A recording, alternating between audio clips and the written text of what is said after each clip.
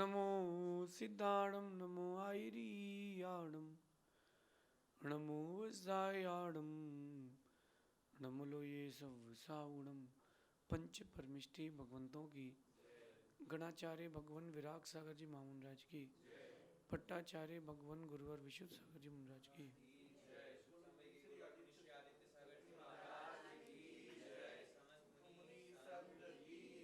या हम सभी अपने जीवन में सुख और गुणों की अभिवृद्धि के लिए नीति के विषयों का श्रवण कर रहे हैं। नीतिकार हमारे व्यक्तित्व को ऊंचा बनाने के लिए हर दिन एक नया गुण बताते हैं, और जो उन गुणों को अपना लेता है वो व्यक्ति सहज ही ऊपर बढ़ जाता है। एक कच्ची सब्जी या उसका टुकड़ा सामान्य रूप से कोई खा ले तो उतनी मधुरता नहीं देता, लेकिन जब उसमें गुण मिल जाते हैं, उसको उबाल देते हैं, उसको घी का संसर्ग मिलता है, उसको पानी का संसर्ग मिलता है, उसको नमक का संसर्ग मिलता है, तब उसका स्वाद बदल जाता है। आप देखो कि विषम परिस्थिति में होता है जब दूध, तब वो घी और मावा बनता है। जब विषम परिस्थिति में होता है दूध, तब वो घी और मावा बनता है, उसकी कीमत बढ़ जाती है। कैसे बढ़ जाती है? जब उसके अंदर उसको अग्नि के पीछे, जब उसके पीछे अग्नि लगाई जाती है, इतनी विपरीत परिस्थिति रहती है, उस समय वो क्या करता है, वो खुद को तपाता है, और तपाते तपाते बहुत आगे बढ़ जाता है। अगर उस दूध में कोई नींबू डाल दे तो फिर से विपरीत परिस्थिति आती है उसके लिए, और उस विपरीत परिस्थिति में अगर दूध ने खुद को संभाला तो वो पनीर बन जाता है। सही है ना? सही है ना? बस यही बात मेरा आप लोगों से कहना है। विपरीत परिस्थितियां जब आती हैं तब आपको खुद को संभालना चाहिए।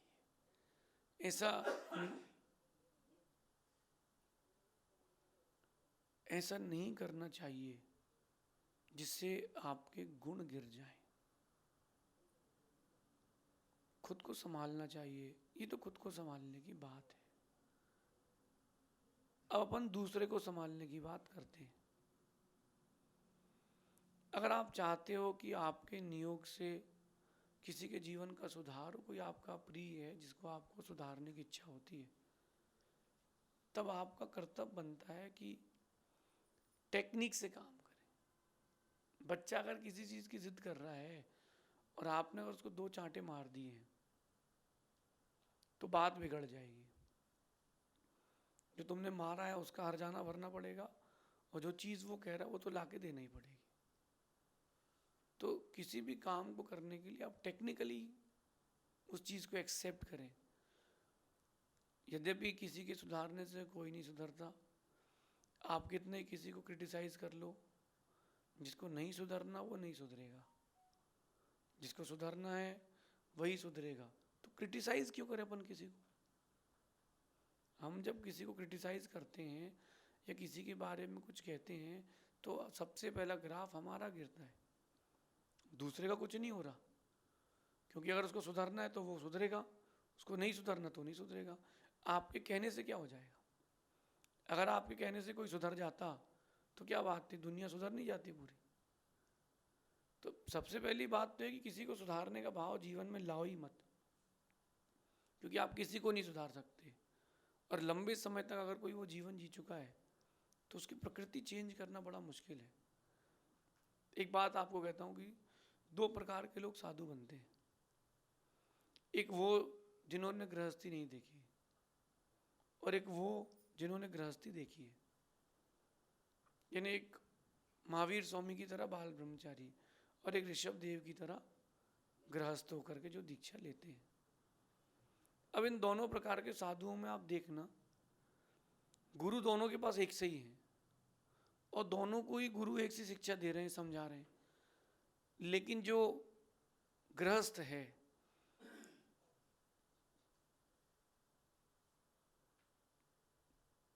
जो गृहस्थ है उसको समझाना कठिन है। 4 बार समझाओगे तो भी नहीं समझेगा, क्योंकि उसको वो काम करने की आदत है। गलती उसकी नहीं है, गलती इस बात की कि लंबे समय तक वो उस चीज़ का अभ्यस्त है। गलती उसकी नहीं है, क्योंकि वो अभ्यस्त हो चुका है। अंदर से उसको प्रेरणा नहीं मिलती कि मैं छोड़ दूं, अंदर से प्रेरणा नहीं आती। और जिस दिन अंदर से प्रेरणा आती है तो वो भी छोड़ता है। क्या भगवान ऋषभदेव ने नहीं छोड़ा क्या? तो सबसे पहली बात कि किसी को सुधारने का भाव कभी आपके अंदर नहीं आना चाहिए। और अगर सुधारने का भाव आ रहा है तो ढंग से सुधारना चाहिए। जैसे कोई आपको विघ्न कर रहा हो, उसको बोलो ये खड़े हो, बाहर निकलो। आप किसी को विघ्न ना करो, आप बाहर चले जाए। आपके कारण और भी लोग डिस्टर्ब हो रहे हैं। समझदार व्यक्ति होगा तो एक्सेप्ट कर लेगा, समझदार नहीं होगा तो एक्सेप्ट नहीं कर पाएगा। ये सुधारने की टेक्निक बता रहा हूँ। क्या होता है, कई बार दूसरे को सुधारने के चक्कर में अपन अपना बिगाड़ कर लेते हैं और ज़्यादा कर लेते हैं। एक चीज़ मेरे पास बड़ी कॉमन जो आती है, पत्नी पति से कहती है कि मंदिर जाओ, पूजा अभिषेक करो, या कहती है गुटखा मत खाओ, जल्दी घर आओ। ये 4-5 चीज़ों के पीछे घर में लड़ाई होती है। अब पत्नी कह रही है कि मेरा पति जो है वो महाराज जी मंदिर नहीं जाता, हमारे बच्चे मंदिर नहीं जाते, हम क्या करें? दूसरे जो व्यक्ति है, भले तुम्हारे इस भाव का संबंध हो, वो धर्म नहीं कर रहा है, वो गुटखा नहीं छोड़ रहा, वो सिगरेट नहीं छोड़ रहा, तो कोई बात नहीं। किसी का पति शराब नहीं छोड़ रहा, कोई बात नहीं। एक समय तक समझाओ, फिर खुद को समझाओ कि ज़्यादा इसमें उलझोगे तो तुम्हारे भाव खराब हो जाएंगे और वो तुमसे बैर बना लेगा। समझाइश एक वक्त तक की अच्छी लगती है और एक तरीके से ही अच्छी लगती है। हर वक्त और हर समय समझाइश अच्छी नहीं रहती। फिर वो चीज़ों को सामने वाला निगलेक्ट करता है कि ये तो बोलते रहते हैं, बड़बड़ी करते रहते हैं। आज की नीति कह रही है कि अगर आप किसी के जीवन को सुधारने या परिवर्तन करने की इच्छा रखते हैं तो उसको दोष देकर के परिवर्तित ना करें, प्रेम देकर के परिवर्तित करिए। एक छोटी सी टेक्निक है, आप किसी को दोष देकर के पॉइंट आउट करके चेंज नहीं कर सकते, वो और एग्रेसिव हो जाएगा। अगर कोई लेट उठ रहा है तो उसको आप ये नहीं बोलो कि तुम कुंभकर्ण हो। आपने उसको जैसे ही कहा कि तुम तो कुंभकर्ण हो, तुम तो मर के कुंभकर्ण ही बनोगे। अरे तो कुंभकर्ण मर के हमारे घर में पैदा हो गया। अब आपने जो दोषारोपण किया है उसके ऊपर, दोषारोपण करने के बाद वो और हटी हो जाता है। आपको प्रेम से समझाना चाहिए था, क्योंकि आपको उस व्यक्ति को सुधारना, उस व्यक्ति को बिगाड़ना नहीं। एक माँ अपने बच्चे से कहती तू कुंभकर्ण है, काम का ना काज का, दुश्मन अनाज का। और बच्चा चटक गया। वहीं उसकी माँ को अगर जल्दी उठाना था तो क्या कहना चाहिए था, बेटा तू जल्दी उठेगा ना तो तू ज़्यादा पढ़ सकता है, तू जल्दी उठेगा तो ज़्यादा जी सकता है, तू जल्दी उठेगा ज़्यादा काम कर सकता है। ऐसा वो माँ अगर उस बच्चे को प्रेम से समझाती है कि तू अगर जल्दी उठेगा तो मेरा हाथ भी बटा देगा, बेटा मैं अकेली रहती हूँ, कुछ काम तू भी मेरा संभाल लेगा।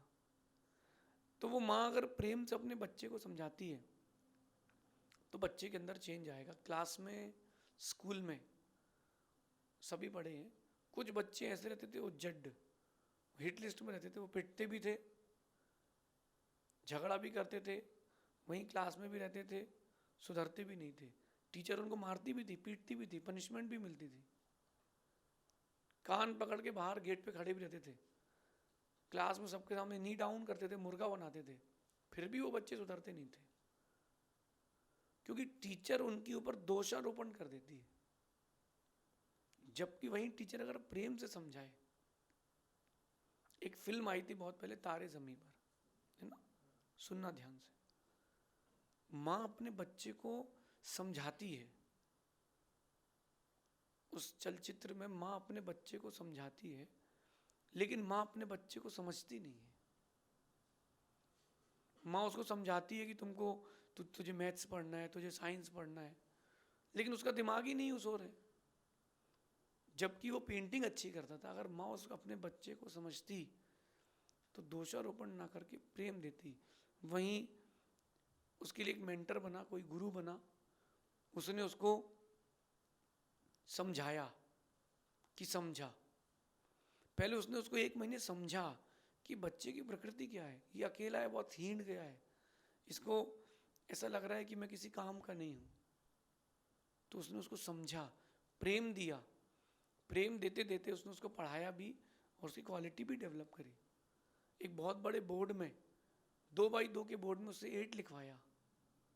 फिर उसी बोर्ड को उसने शॉर्ट करके छोटा किया और छोटा किया और छोटा करते करते एक दिन वो मैथ्स की जो बुक आती थी बॉक्स वाली, उस बॉक्स वाली बुक में उसने 8 लिखा। उतने बड़े से लेकर के उतने छोटे तक ले जाने के लिए उसके गुरु ने बहुत प्रयास किया, उसको समझाया नहीं, उसको समझा। तो अगर आप किसी को प्रेम से समझते हो और फिर उसके बाद आप उसको समझाते हो तो व्यक्ति चीज़ों को सुनता है, ग्रहण करता है। आप अगर डायरेक्ट पॉइंट आउट करते हो किसी को तो वो व्यक्ति फिर सुनता नहीं है। और मेरा एक बात कहना है कि हम कौन होते हैं किसी को सुधारने वाले? हमारा कर्तव्य बनता है कि हम ही व्यवस्थित हों। हमको ही व्यवस्थित होना पड़ेगा, दुनिया कभी नहीं सुधरेगी। आपको लगता है कि मैं लोगों को ट्रीट करता हूँ, लोगों से बातें करता हूँ, मेरी बातें सुन करके बहुत सारे लोग मुझसे कहते हैं कि मेरी लाइफ में बहुत बड़े बड़े चेंज आ गए। एक अभी भोपाल में अपने मोमडेम बंधु आए थे, वो कह रहे थे कि आपको सुन सुन के मैंने मछली का व्यापार था बंद कर दिया। कई ऐसे भी सिंधी भाई हमारे पास आए जो कहते थे कि हमने कभी नॉनवेज और शराब हम रोज़ पीते थे, मैं टोटल बंद कर दिया, मैं वेजिटेरियन हो गया हूँ, बहुत व्यवस्थित हो गया हूँ, मैं जैन शैली में जी रहा हूँ। तो ये मैं ये नहीं मानता कि मेरे कहने से माने, मैं भी एक बहुत छोटा सा निमित्त बनाऊँ।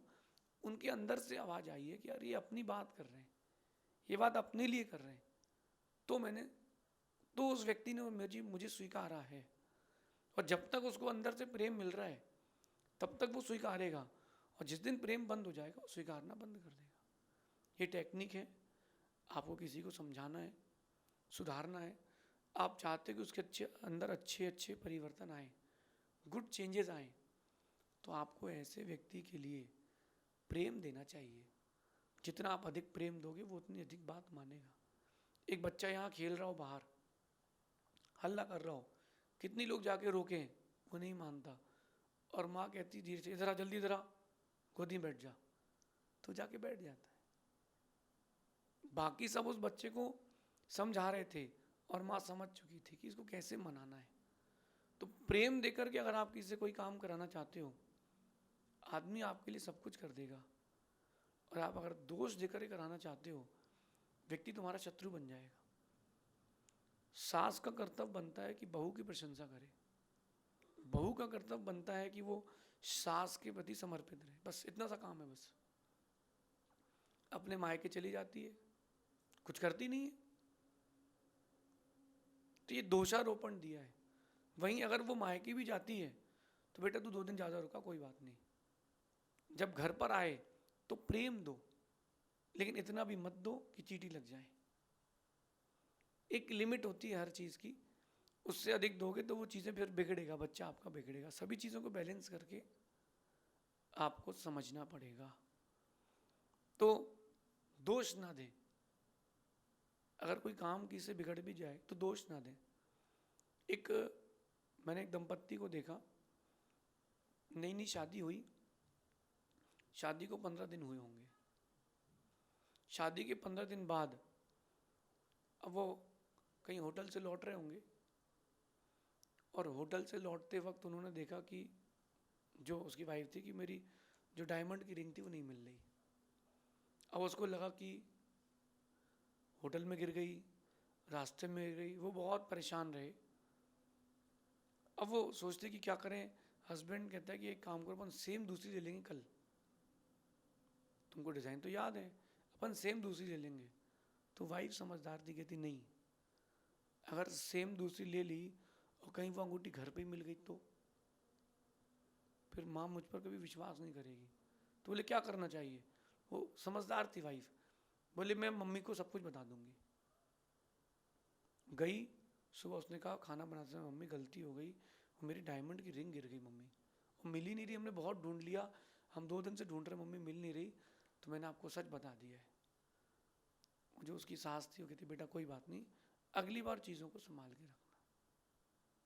उसकी सास ने दोषारोपण नहीं दिया कि तुम लापरवाह हो, अभी तो नई नई शादी हुई है, अभी से तुम्हारे ये लक्षण हैं।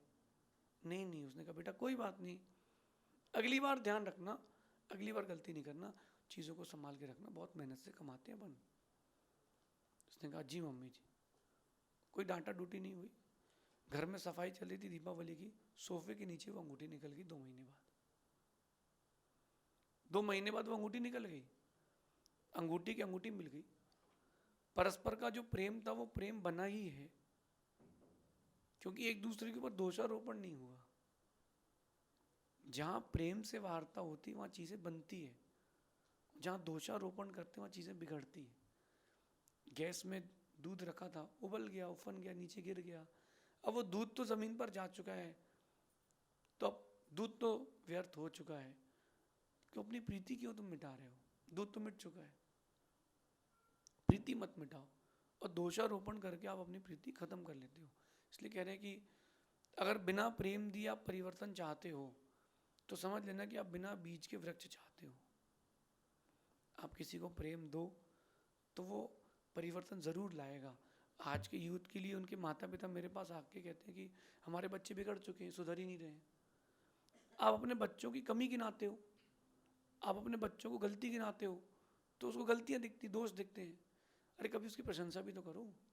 हर माँ आके यही कहती है कि मेरा बेटा ऐसा है और मेरा बेटा वैसा है।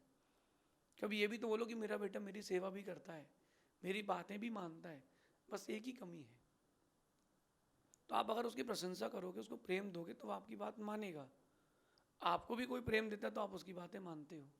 और जब कोई आपके ऊपर रूडली बोलता है तो आप बोलते अब तो ऐसे ही करेंगे, तेरे को जो करते बने सो कर ले, अब तो ऐसे ही करेंगे। तो जब अपने अंदर ये चीज़ आती है तो दूसरे के अंदर भी तो आएगी। अगर आप प्रेम दिए बिना किसी को परिवर्तित करना चाहते हो तो बिना बीज के वृक्ष की इच्छा रखते हो। वृक्ष चाहिए तो बीज कंपलसरी है। अगर आप परिवर्तित चाहते हो तो प्रेम देना भी कंपलसरी है। बड़े काम के लिए तरकीब भी बड़ी होना चाहिए, तभी आपका काम जल्दी सफल होगा। तरकीब है, आपको किसी के अंदर चेंज लाना है, ये तरकीब है। बड़ा प्रेम से समझा के बात करो। जल्दी जल्दी में सब्जी बनाओ आप, तो छिलके के साथ बहुत सारी चीज़ें एक्स्ट्रा निकल जाती हैं। जब प्रेम से धीरे धीरे बनाते हो तो कम निकलती। कभी आप लोगों ने केले की चिप्स बनाई होगी, धीरे से छिलका निकालते हैं ताकि केला अंदर का जो माल है वो वेस्ट ना हो जाए। ऐसे ही जल्दीबाजी में कोई काम करोगे तो चीज़ें बिगड़ जाएंगी। धीरे धीरे करो, प्रेम पूर्वक करो, तो चीज़ें आपकी हमेशा बनी रहेंगी। जो प्रेम देकर के परिवर्तन करते हैं नियम से, उनके साथ अच्छे परिवर्तन देखने मिलते हैं। मित्रों की वृद्धि होती है, शत्रु उनके घटते हैं, ऐसा समझना। शेष आगे देखेंगे। भगवान महावीर स्वामी की